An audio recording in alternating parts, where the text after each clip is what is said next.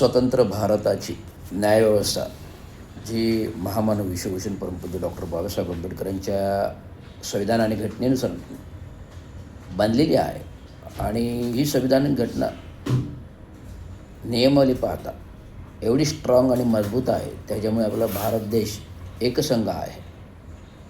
आणि त्याच्यावर घटना आणि संविधानानुसार कायदा सुव्यवस्था न्यायतंत्र प्रणाली अवलंबून आणि न्यायव्यवस्था एवढी सक्षम बनवलेली आहे महामानव विश्वभूषण परमपूज्य डॉक्टर बाबासाहेब आंबेडकरांनी. जिथे एवढी सक्षम न्यायव्यवस्था असूनसुद्धा चोर मोकाट सुटले जातात, कायद्याच्या पळवाट येतात. तर एवढं सगळं काही होत असेल तर जे काही राज्यातील संसदेत मंजूर झालेल्या घटनांप्रांती पक्षांतर कायदा जो आहे, जो राजीव गांधींनी मंजूर केला होता, त्या पक्ष कायद्याची पायमल्ली करून, संविधान आणि घटनेची पायमल्ली करून जी काही पक्ष फोडाफोडी झाली आहे आणि जी काही पक्ष फोडाफोडी होते, जो संसदेतील कायद्यानुसार जो मंजूर आहे पक्षांतरता, जर अशी फोडाफोडी झाली तर तात्काळ आमदारकी रद्द होते, खासदारकी रद्द होते, नगरसेवक पद रद्द होतं. या संविधानिक घटनेनुसार या सगळ्या गोष्टी रद्द होतात. परंतु आज न्यायव्यवस्थेला एवढं मोडीत काढलेले आहे की एवढं सगळं होऊनसुद्धा हे फाटाफुटी करण्यावाले अबाधितपणे खुल्या माथेने हा माझा पक्ष, तो माझा पक्ष, हा माझा पक्ष, हा तुझा पक्ष, हा उद्धव बाळासाहेब ठाकरे हिंदुत्व बाळासाहेब ठाकरेचा पक्ष आणि हा एकनाथ शिंदे धनुष्यबाणाचा पक्ष, अशा प्रकारचं ह्या वादविवाद चालू आहेत. पण तो खरा पक्ष जो असतो, ज्याने निर्माण केलेला असतो, ज्याने संविधानिक घटनेनुसार बनवलेला आहे, त्याचाच अधिकार असतो. परंतु पक्षांतर कायद्याअंतर्गत जो गद्दारी फुटून बाहेर पडतो तो बाद असतो. त्यामुळे ते आमदार हे बाद झालेले असतात. तरी आपली संविधान घटना कायद्याच्या चौकटीच्या पळवाटीमध्ये भारतीय जनता पार्टी सरकारने हे सगळं चोरीचं मटेरियल, म्हणजे धनुष्यबाण असेल, पक्ष असेल, हे सर्व चोरीचे मटेरियल दिल्यानंतर ही न्यायव्यवस्था सुप्रीम कोर्टापर्यंत पोचली.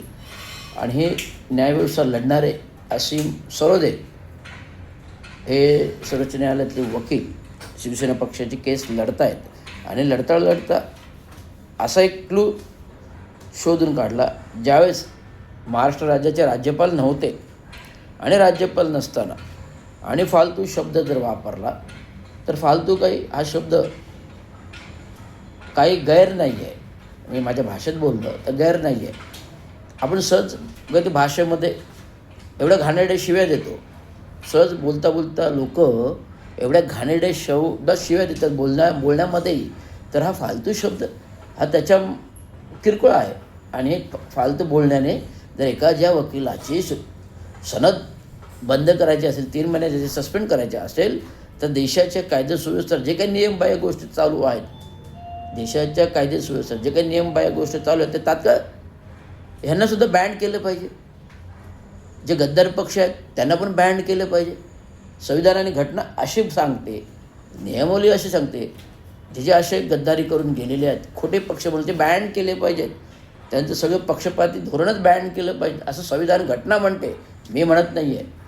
त्यामुळे असीम सरोदे यांचं गेलेलं निलंबन, त्यांची केलेली सनद रद्द हे संविधानिक घटनाच्या दृष्टिकोने हे संविधानिक नाही, हे घटनेला धरून नाही आणि भारताच्या कायदा सुव्यवस्था न्यायव्यवस्थेला धरून नाही.